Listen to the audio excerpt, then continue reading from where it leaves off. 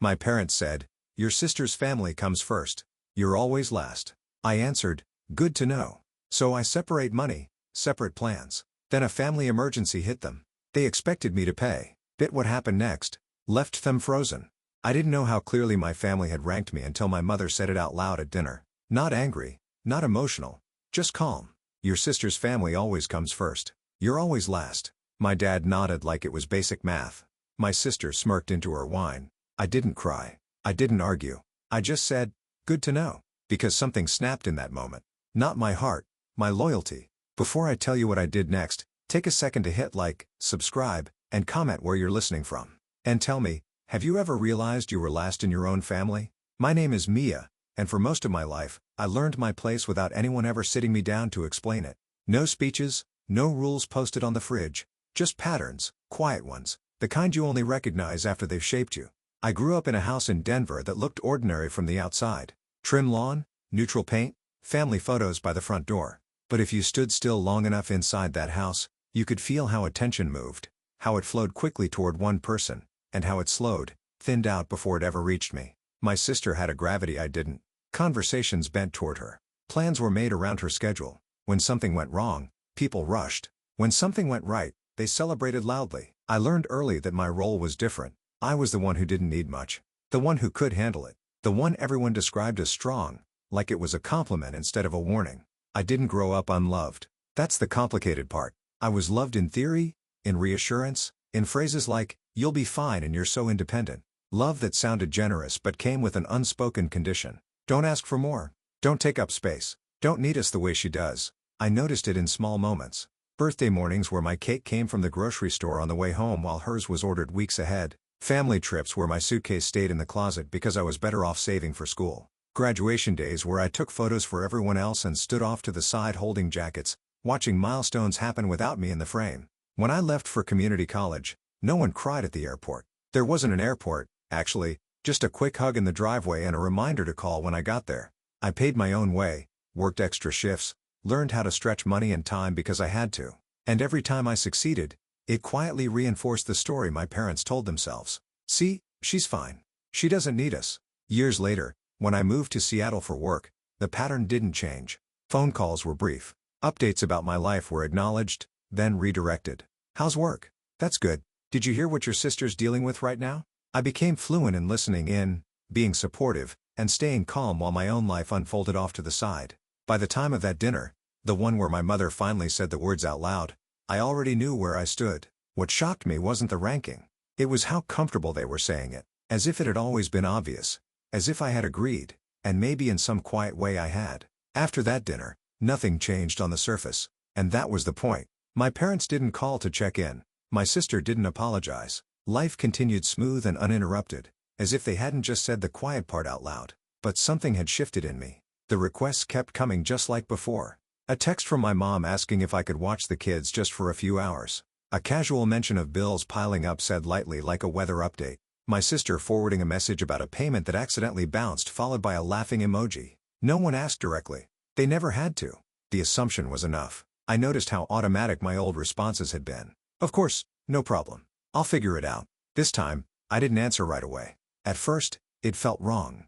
Like I was breaking some invisible rule. I'd see my phone light up and feel that familiar pull in my chest, the reflex to smooth things over before they escalated.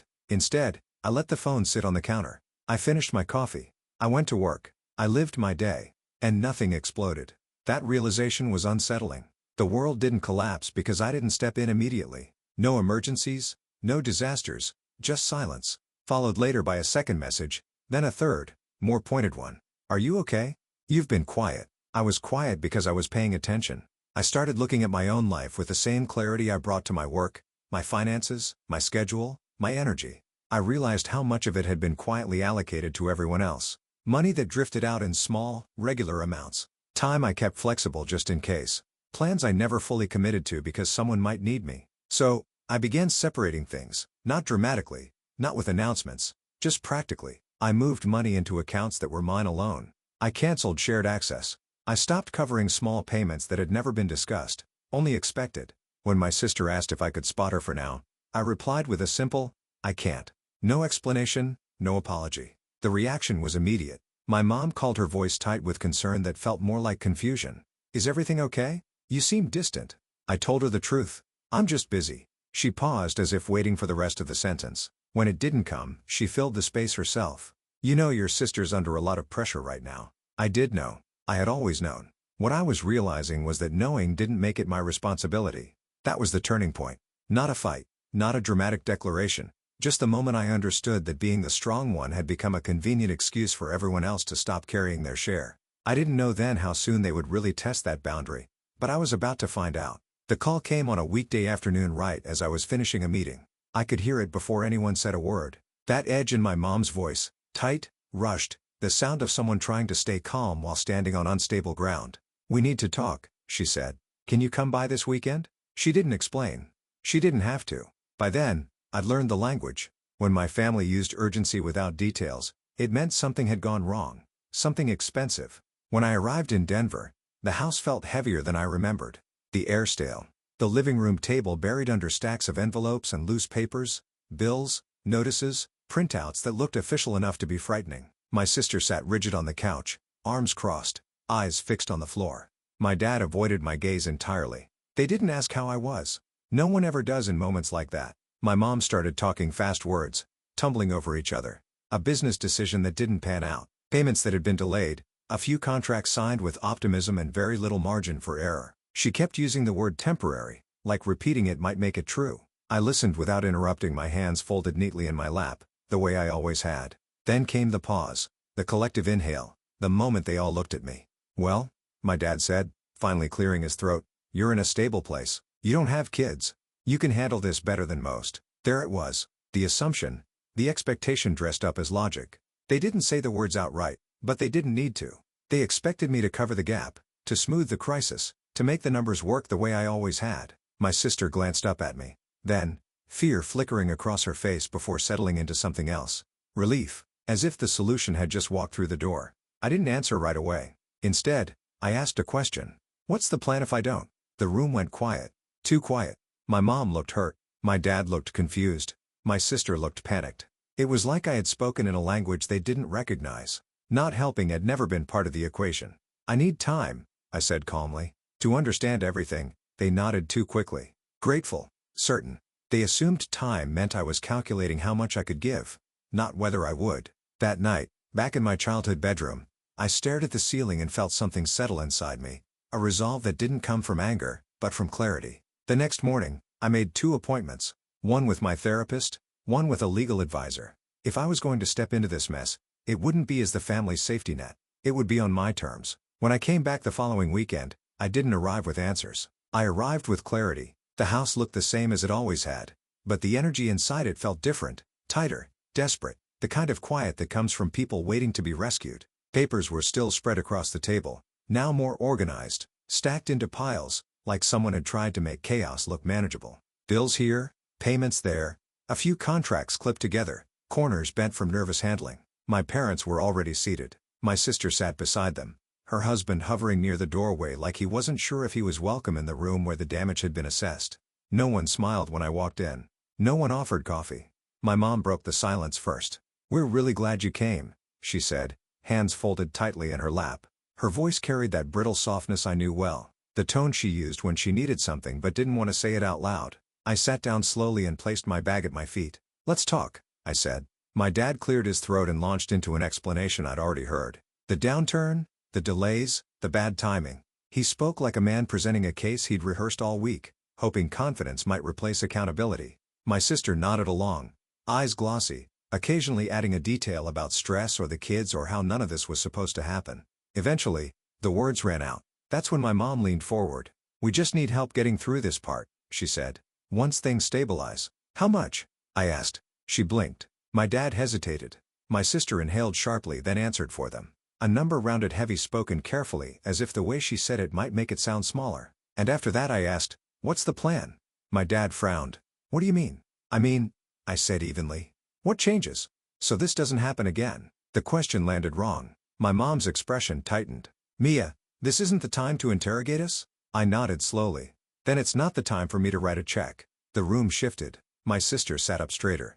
"We're family," she said. her voice rising just enough to carry emotion without crossing into accusation. "This isn't about plans. It's about helping."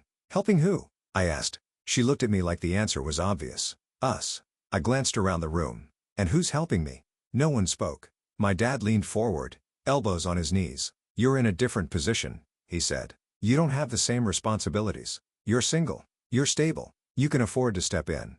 There it was. The logic I'd heard my entire life. The math that always ended with me absorbing the cost. "I can afford to step in," I said carefully, "because I've spent years planning my life as if no one would ever catch me if I fell." My mom's eyes filled.